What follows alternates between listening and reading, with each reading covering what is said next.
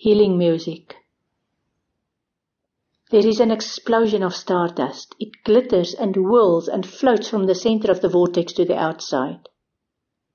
It creates a blinding, pleasantly lighted cocoon.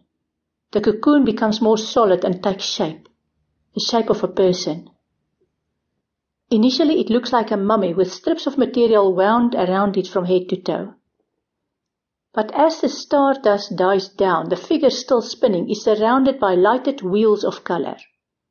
The wheels are red, then green, then blue. A blue the shade of aquamarine and lapis lazuli. Then the whirling slows down and the shape turns purple, a royal purple.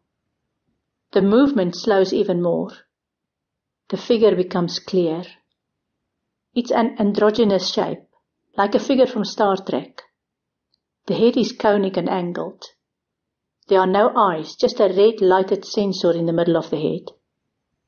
The most heavenly sound emits from the center of the chest of the being. It sounds like a harp playing the leaves from the autumn trees. The breeze on a still summer's day. Water running down a hill towards a waterfall. It is the music of heaven. The man is entranced, his mind still. A small part of him had said that he would feel fear, but even that is still now. He is watching this cosmic show unfold. He is not moving. The being floats towards the man. There is contact. The contact is not visible, not tangible, but the man feels the contact in his inner being and he reaches out. His spirit soars. The sound emanating from the being changes.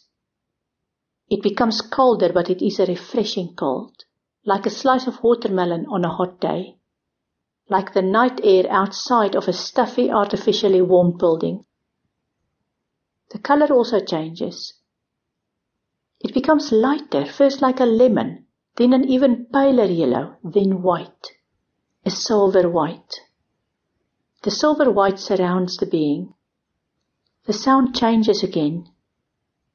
It becomes a far-away longing, a keening, the wind through a crack in a ruin in the middle of a very dark night. The being reaches for the earth. It picks up a handful of soil. The keening sound intensifies. The soil drifts down and settles around its feet. It obscures the gold dust. The earth around them cries. The man feels sadness and heartache welling up inside of him. He wants to reach out to the being, to expose the pain he feels, to get soothing. The being reaches out to him again. The sound changes again, like a mother singing to a sick child, a lover bringing comfort, a friend showing understanding in dark times. The man reaches out, absorbs the sound and feels the healing. The cuts close, the scabs soften and turn into fresh new skin. The man feels peace. The being turns around and moves away from the man. It becomes one with the breeze, with the moonlight reflecting on the water. It becomes the night before daybreak. The man knows that the daybreak will heal. He knows what he needs to do. He is healed. He will reach out and heal the earth around him. He knows now that it is possible. It is not too late. There is help, but it starts with him. He is ready to start.